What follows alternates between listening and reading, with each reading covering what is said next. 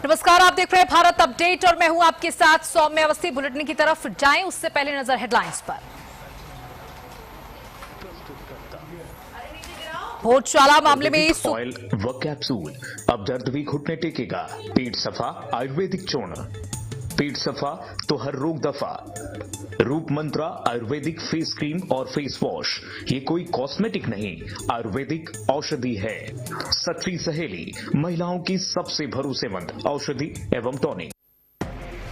भोजशाला मामले में supreme court का मध्य प्रदेश सरकार को निर्देश का 1 बजे से 3 बजे तक नमाज की इजाजत दे सरकार, सिर्फ शुक्रवार के दिन खुली जगह देने का निर्देश।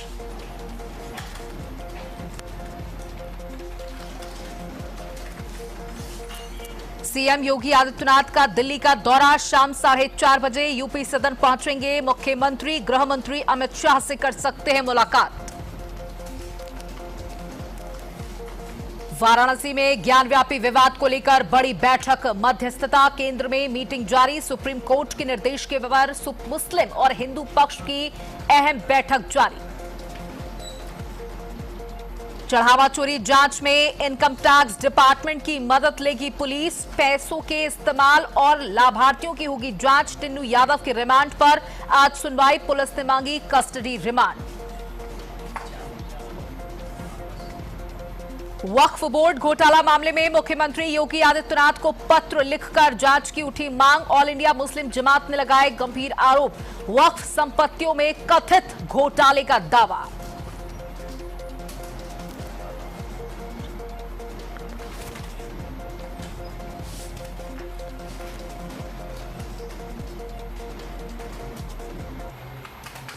तो चलिए बुलेटिन की शुरुआत करेंगे बड़ी खबर के साथ, जहां भोजशाला मामले में बड़ा आदेश सामने आया है। आपको बता दें कि भोजशाला मामले में कोर्ट ने बड़ा आदेश जारी कर दिया है कि मुस्लिम समाज को भी नमाज की इजाजत देनी होगी मध्य प्रदेश सरकार को। तो ये बड़ी खबर आपको दे दे, जहां भोजशाला मामले में सुप्रीम कोर्ट का बड़ा आदेश, सुप्रीम कोर्ट का मध्य प्रदेश सरकार को निर्देश, 1 बजे से 3 बजे तक नमाज की इजाजत सरकार को देनी होगी। भोजशाला के पास सरकार को खुली जगह देने का निर्देश, सिर्फ शुक्रवार के दिन खुली जगह देने के निर्देश जारी किए गए। तो ये बड़ी जानकारी आपको दे रहे हैं, जहां भोजशाला मामले में सुप्रीम कोर्ट का बड़ा आदेश,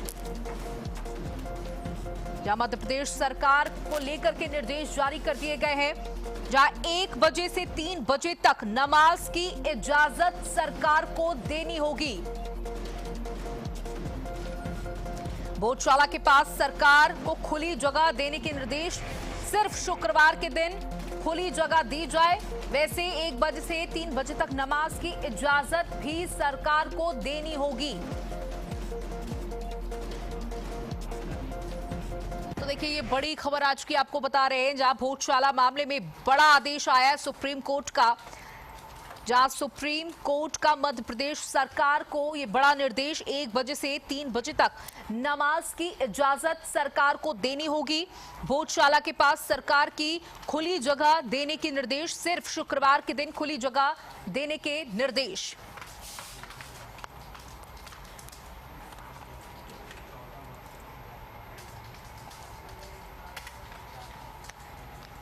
हम रोजाना सुनवाई करके इस मुद्दे को सुलझा सकते हैं। सुप्रीम कोर्ट ने बड़ी बातें कही, जहां कहा नमाज के लिए अलग जगह का इंतजाम किया जाए, परिसर के पास अलग से नमाज की सुविधा दी जाए। शुक्रवार दोपहर 1 बजे से 3 बजे तक भोजशाला के पास नमाज हो। हम एक अस्थायी व्यवस्था बना रहे हैं, भोजशाला के ढांचे में कोई बदलाव नहीं किया जाएगा।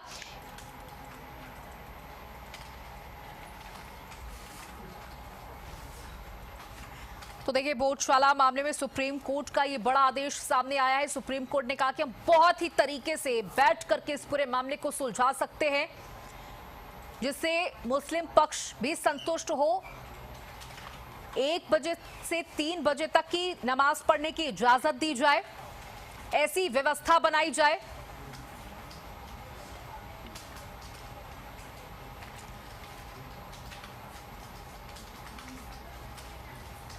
और इसी खबर पर हमारे साथ हमारे सहयोगी स्नेह कमल जुड़ चुके हैं। स्नेह कमल, आपसे जानना चाहूंगी, देखिए भोजशाला मामले में सुप्रीम कोर्ट ने बड़ी टिप्पणी की है कि हमें बैठ करके इस मामले को सुलझाना चाहिए और मुस्लिम पक्ष को भी नमाज पढ़ने की इजाजत देनी चाहिए।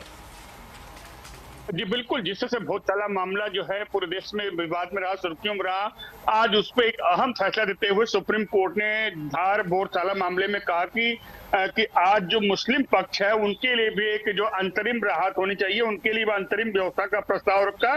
चीफ जस्टिस सूर्यकांत ने सॉलिसिटर जनरल तुषार मेहता से पूछा कि भोजशाला परिसर के आसपास नमाजियों के लिए कोई खुली जगह उपलब्ध कराई जा सकती है, तो इसको लेकर जो सुप्रीम कोर्ट ने जो है स्पष्ट कहा कि 1 बजे से 3 बजे तक भोजशाला के आसपास मुस्लिम पक्ष है उनके लिए नमाज के लिए भी जगह देनी होगी। तो कुल मिलाकर आज जब सुप्रीम कोर्ट में सुनवाई चले थे उस समय एक बेहद अहम मोड़ आया। मध्य प्रदेश हाई कोर्ट के फैसले के खिलाफ मुस्लिम पक्ष द्वारा दाखिल की गई याचिकाओं को सुनवाई करते सुप्रीम कोर्ट ने अपने आदेश में कहा कि एसआई द्वारा भोजशाला परिषद में कोई ढांचागत बदलाव यानी स्ट्रक्चर चेंज नहीं किया जाएगा। चीफ जस्टिस सूर्यकांत, जस्टिस जयमाला बागची, जस्टिस मोहन्ना की पीठ ने जो है इस संवेदनशील मामले की सुनवाई करते हुए यह आदेश दिया कि इसमें कोई भी जो है स्ट्रक्चर में कोई भी फेरबदल नहीं होगी। इसके अलावा उन्होंने कहा कि जहां से नमाज को लेकर अंतरिम व्यवस्था बनाने का प्रस्ताव दिया, वहीं हाई कोर्ट ने लंदन म्यूजियम से जो बाग देवी यानी सरस्वती माँ की जो मूर्ति है उसके आदेश पर गंभीर सवाल की जवाब मांगा। उन्होंने कहा कि इस पे भी जो है सरकार जवाब दे कि ये मूर्ति जो लंदन से आनी है बाग देवी माता सरस्वती की, उस पर भी सरकार का जवाब मांगा गया। लेकिन सबसे अहम बात यह है कि इस मामले में अब सुप्रीम कोर्ट ने कहा जो मुस्लिम पक्ष है उनके लिए भी दोपहर 1 बजे 3 बजे तक भोजशाला के आसपास खुले में नमाज पढ़ने की जगह देनी होगी।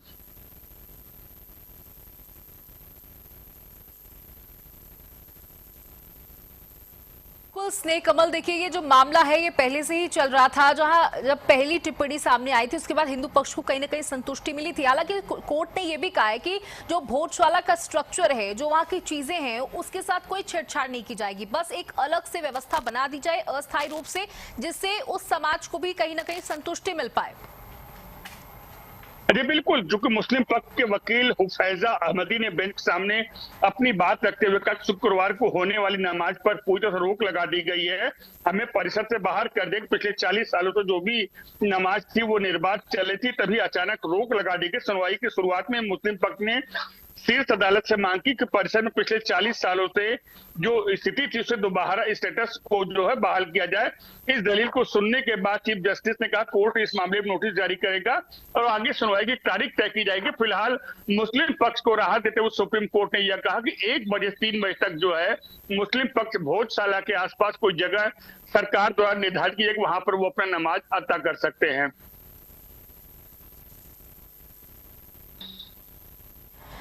बिल्कुल स्नेह कमल, अब सुप्रीम कोर्ट ने ये टिप्पणी की है, इस पूरे मामले को लेकर अब अगली सुनवाई कब होगी, कोई जानकारी इसकी? जी अभी जो पूरा आदेश अभी हमारे हाथ लगा नहीं है। पूरा आदेश आने के बाद अगली जो तारीख है उससे अपने दस्तखत जरूर बताएंगे। लेकिन इसमें जो सबसे अहम टिप्पणी है, जब सुनवाई के दौरान सुप्रीम कोर्ट ने मध्य प्रदेश के आदेश को उस आदेश पर हटाने किया जिसमें लंदन से बाग देवी की मूर्ति जो सरस्वती माता की प्रतिमा उससे वापस लाने की बात की गई थी कोर्ट द्वारा। इस पर जो है जस्टिस जयमाला बागची ने कड़ा रुख अपनाते हुए कहा कोई भी संवैधानिक कोर्ट किसी देश को ऐसा आदेश कैसे दे सकती कि वो हमें मूर्ति वापस करे।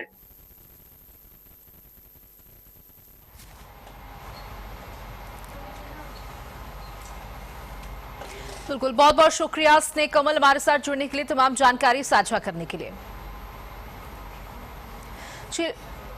चलिए अब आगे बढ़ते हैं, बात करते हैं वाराणसी की, जहां ज्ञान व्यापी मामले में तैयारियां तेज हो गई है। बता दें कि ज्ञान व्यापी मामले में बैठक को लेकर तैयारियां हुई तेज। अब इस मामले में क्या कुछ आगे चीजें होंगी वो आपको जानकारी देंगे, लेकिन अभी तैयारियां शुरू हो चुकी हैं, जहां मध्यस्थता केंद्र में अहम मीटिंग जारी है। सुप्रीम कोर्ट के निर्देश पर कोर्ट परिसर में बैठक, मुस्लिम और हिंदू पक्ष की अहम बैठक, हिंदू और मुस्लिम पक्ष के वकील अंदर मौजूद हैं। ज्ञान व्यापी से जुड़े 4 मुकदमों की फाइल रखी गई है, तो ज्ञान व्यापी विवाद को लेकर बैठक जारी है। मध्यस्थता केंद्र में अहम मीटिंग जारी है, तो ये बड़ी खबर आपको बता रहे हैं, जहां ज्ञान व्यापी विवाद को लेकर बैठक जारी।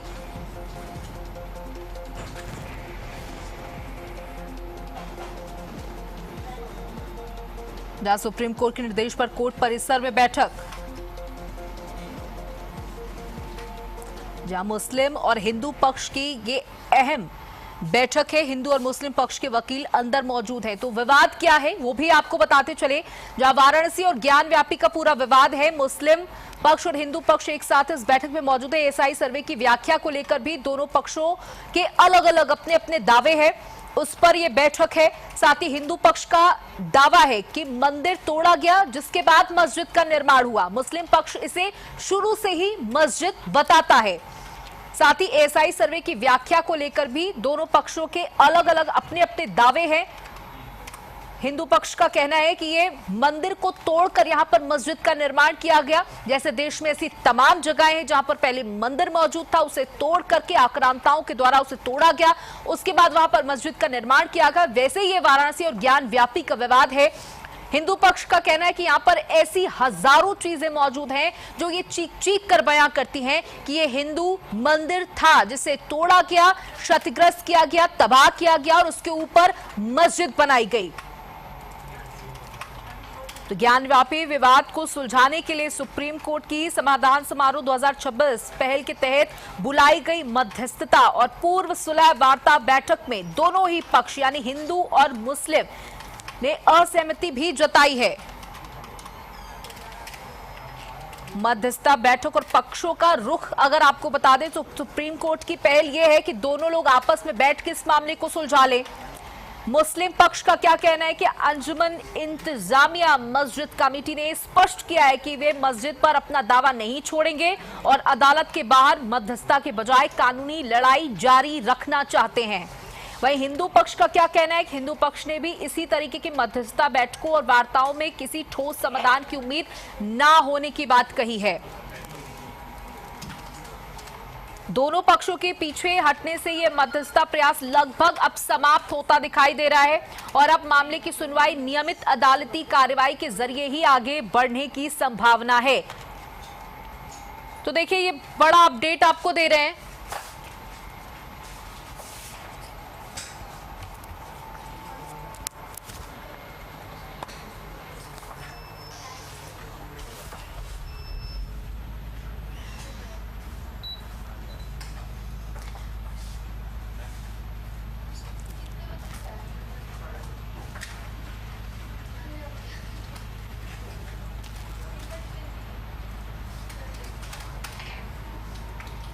तो चलिए अब आगे बढ़ते हैं, जहां बीजेपी सरकार में प्रवक्ता गौरव भाटिया ने प्रेस कॉन्फ्रेंस करते हुए विपक्ष पर जमकर निशाना साधा है। जी आपको बता दें, उत्तर प्रदेश दंगे और दिल्ली दंगों को लेकर के विपक्ष पर निशाना साधा है गौरव भाटिया ने। भारतीय जनता पार्टी प्रवक्ता गौरव भाटिया ने प्रेस कॉन्फ्रेंस करते हुए उत्तर प्रदेश सरकार और दिल्ली दंगों के मामले को लेकर विपक्ष पर निशाना साधा। उन्होंने मुख्यमंत्री योगी आदित्यनाथ की सरकार की तारीफ करते हुए कहा कि यूपी में विरासत और विकास दोनों को आगे बढ़ाया जा रहा है। भाटिया ने अखिलेश यादव पर तंज कसते हुए कहा कि उन्हें प्रदेश की तरक्की से बेहद परेशानी है। वहीं दिल्ली दंगों के आरोपी ताहिर हुसैन को दोषी करार दिए जाने के मामले में उन्होंने आम आदमी पार्टी और विपक्षी नेताओं पर सवाल उठाए हैं। उन्होंने सीएए को लेकर विपक्ष के पुराने बयानों पर भी प्रतिक्रिया दी है। तो ये बड़ी जानकारी आपको दे रहे हैं, जहां बीजेपी प्रवक्ता गौरव भाटिया ने प्रेस वार्ता कर उत्तर प्रदेश सरकार और दिल्ली दंगों के मामले को लेकर विपक्ष पर निशाना साधा है। उन्होंने मुख्यमंत्री आदित्यनाथ की सरकार की जमकर तारीफ की है और कहा यूपी में विरासत को और विकास को दोनों को ही आगे बढ़ाया जा रहा है, साथ लेकर आगे चल रहे हैं। वहीं समाजवादी पार्टी प्रदेश की तरक्की से जलती है, उससे परेशानी है। वहीं दिल्ली दंगों के आरोपी ताहिर हुसैन को दोषी करार दिए जाने के मामले में उन्होंने आम आदमी पार्टी और विपक्षी नेताओं पर सवाल उठाए हैं। उन्होंने सीएए को लेकर विपक्ष के पुराने बयानों पर भी प्रतिक्रिया दी है। तो बीजेपी प्रवक्ता गौरव भाटिया ने प्रेस वार्ता कर बीजेपी प्रवक्ता गौरव भाटिया ने इस प्रेस कॉन्फ्रेंस में क्या कुछ कहा, सुनिए। इसमें जो प्रमुख अभियुक्त था ताहिर हुसैन, ये ताहिर हुसैन की तस्वीर जब ये जघन्य अपराध हुआ तब वो आम आदमी पार्टी का पार्षद था निर्वाचन। अरविंद केजरीवाल का खासम खास और नफरत करने वाला कानून से और हिंदुओं से आज ताहिर हुसैन के खिलाफ 302 धारा इंडियन पीनल कोड की, 365 kidnapping, 153A promoting enmity between different groups, ये मामला सिद्ध हुआ और उसको सजा हुई है। इसके साथ 4 और लोग हैं, जावेद, अनास, नजीम और कासिम, जिनको सजा हुई है। बरेली से दे दिए, जहां बरेली में वक्फ बोर्ड में घोटाले की बात सामने आई है। अब इस पर जांच की मांग लगातार उठ रही है। आपको बता दें कि वक्फ बोर्ड मामले में घोटाले धांधली की बात सामने आ रही है और इस पर जांच की मांग की बात सामने आ रही है। तो ये बड़ी खबर आपको दे दे, जहां सीएम योगी को पत्र लिखकर वक्फ बोर्ड जांच की मांग की गई है। ऑल इंडिया मुस्लिम जमात ने गंभीर आरोप लगाए हैं। वक्फ संपत्तियों में कथित घोटाले का ये पूरा दावा है। पूर्व पदाधिकारियों की भूमिका जानने की जांच हो मांग की गई है। इसको लेकर उच्च स्तरीय एसआईटी जांच की अपील की गई है। तो बरेली से पूरा मामला आपको बता रहे हैं, जहां वक्फ बोर्ड घोटाले का ये पूरा मामला है, जहां वक्फ बोर्ड में जांच की मांग उठी है। सीएम योगी को पत्र लिखकर वक्फ बोर्ड जांच की मांग की गई है। तो ये बड़ी खबर आपको दे रहे हैं, जहां सीएम योगी आदित्यनाथ को पत्र लिखकर वक्फ बोर्ड जांच की मांग की गई है। ऑल इंडिया मुस्लिम जमात ने गंभीर आरोप लगाए हैं। वक्फ संपत्तियों में कथित घोटाले का दावा, पूर्व पदाधिकारियों की भूमिका जांचने की मांग की गई है। उच्च स्तरीय एसआईटी जांच की अपील की गई है।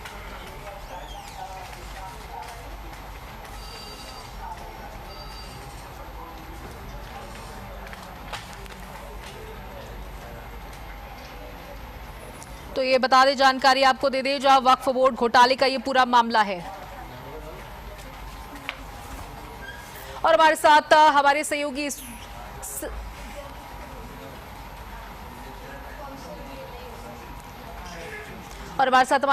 सचिन जुड़ चुके हैं, उनसे जानकारी लेते हैं। सचिन, देखिए, वक्फ बोर्ड घोटाले का ये पूरा मामला बताया जा रहा है और मुख्यमंत्री को पत्र लिखकर वक्फ बोर्ड जांच की मांग की गई है।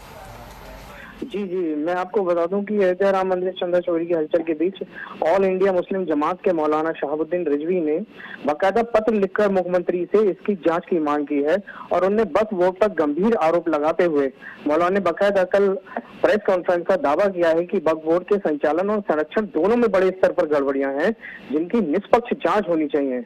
मौलाना ने साथ ही कहा कि अल्पसंख्यकों के हित में बोर्ड द्वारा कोई भी कार्य ऐसा नहीं किया गया है, ना तो स्कूल, हॉस्पिटल, ना कॉलेजों का निर्माण किया गया जिससे कि गरीब अल्पसंख्यक को एक सहारा मिल सके। इसी को लेकर मौलाना काफी गुस्से में दिखे और उन्होंने प्रेस कॉन्फ्रेंस के दौरान इसकी निष्पक्ष जांच करने की मुख्यमंत्री से मांग की है और साथ ही दोषियों को कड़ी कार्रवाई की भी मांग की है।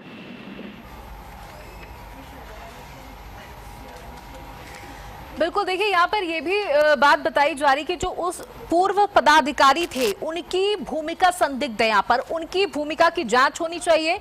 संपत्तियों में कथित घोटाले का भी दावा किया जा रहा है यहाँ पर। जी हाँ, मौलाना ने कहा है कि सपा शासन काल में उनके चहेतों ने वक्फ बोर्ड की जमीनें और गरीबों बुजुर्ग की जमीनों को हड़पने का काम किया है, जो कि एक बहुत बड़े घोटाले की ओर इशारा करता है, जिसकी उन्होंने एसआईटी जांच की मांग की है।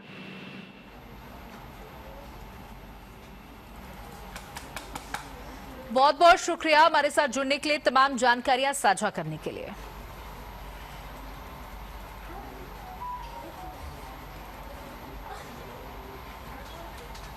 तो चलिए, अगली बड़ी खबर आपको ताज नगरी आगरा से दे देते हैं, जहां आरपीएफ और डिप्टी एसएस विवाद अब तूल पकड़ता जा रहा है। माना जा रहा है कि इस पर बड़ा आंदोलन हो सकता है।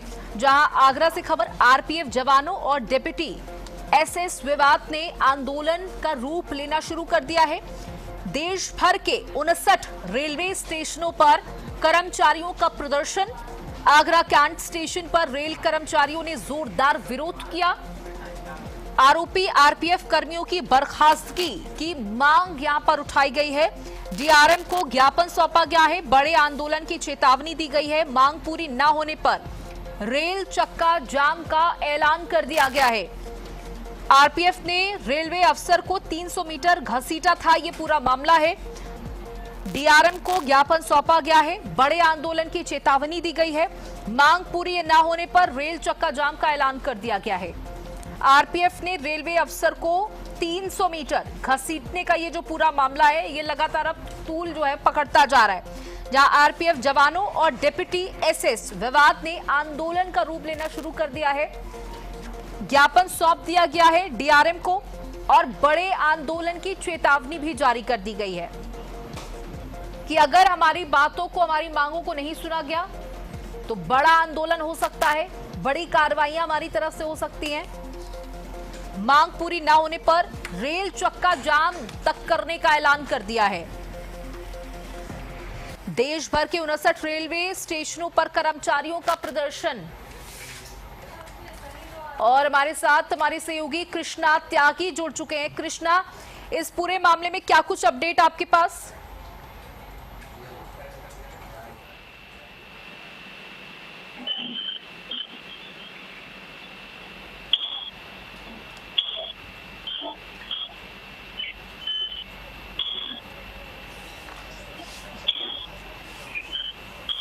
तो आगरा मामले में आरपीएफ जवानों और डिप्टी एसएस विवाद ने आंदोलन का रूप लेना शुरू कर दिया है, जहां देश भर के 59 रेलवे स्टेशनों पर कर्मचारी हड़ताल पर है, प्रदर्शन कर रहे हैं। आगरा कैंट स्टेशन पर रेल कर्मचारियों ने जोरदार विरोध किया।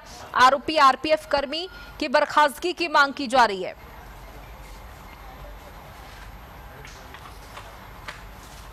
बता दें कि मांग क्या है, आरपीएफ कर्मी की बर्खास्तगी की मांग की जा रही है। डीआरएम को ज्ञापन सौंप दिया गया है। बड़े आंदोलन की चेतावनी है। कृष्णा हमारे सहयोगी हमारे साथ जुड़ चुके हैं। कृष्णा, सबसे पहले इस पूरे मामले की जानकारी दें और क्या कुछ अब तक का अपडेट है वो भी बताएं। बिल्कुल सौम्या, जिस तरह से डिप्टी एसएस और आरपीएफ जवानों में हुई मारपीट के मामले को लेकर अब बड़े आंदोलन की तैयारी की गई है। आज ऑल इंडिया स्टेशन प्रबंधक संगठन के देश भर में 69 स्टेशनों पर प्रदर्शन किया गया और आगरा कैंट स्टेशन पर भी रेलवे कर्मचारियों ने जोरदार प्रदर्शन किया। आरोपी आरपीएफ कर्मियों की बर्खास्तगी की मांग उठी है, जिसमें इन लोगों ने मांग की है कि इसके खिलाफ बर्खास्त हो और निश्चित तौर से इसके बड़ी कार्रवाई कर इसे जेल भेजने की बात रखी है। इसमें डीआरएम आगरा ने 1 घंटे का समय लिया था, कार्रवाई करने का भरोसा दिया है, लेकिन उसके बाद भी उन्होंने की जो डिप्टी एसएस की बहन है उनका एक वीडियो वायरल हुआ, उसमें ये भी आया कि उनकी बहन ने रेल की पटरी पर कूदने का प्रयास किया, आत्महत्या करने। तो लगातार जिस तरह से सौम्या देख रहे हैं, ये बड़े आंदोलन की तरफ ये इशारा कर रहा है ये पूरी घटना। और निश्चित तौर से अब बड़े 69 स्टेशनों पर एक जिस तरह से जो कार्रवाई की जो बात हो रही है, तो अब निश्चित तौर से बर्खास्त और जेल भेजने की तैयारी की जा रही है। अब डीआरएम आगरा की तरफ से भी बयान आ रहा है कि निश्चित तौर से एक बड़ी कार्रवाई की जाएगी। जी सौम्या। बिल्कुल कृष्णा, देखिए ये कहा जा रहा है कि आरोपी आरपीएफ जो कर्मचारी है उसको बर्खास्त किया जाए, ये मांग की जा रही है और 59 रेलवे स्टेशनों के कर्मचारी जो हैं वो प्रदर्शन कर रहे हैं, तो व्यवस्थाएं भी बदहाल हो रही है यहाँ पर। बिल्कुल निश्चित तौर से इस तरह के बड़े जो आंदोलन से बड़ी समस्याओं का सामना करना पड़ रहा है। तमाम जो अब रेलवे कर्मचारी हैं और आरपीएफ के कर्मचारियों और उन्होंने कहा है समय रहते बड़ी कार्रवाई नहीं हुई, तो निश्चित तौर से हमारे साथ जुड़ने के लिए, तमाम जानकारियां साझा करने के लिए।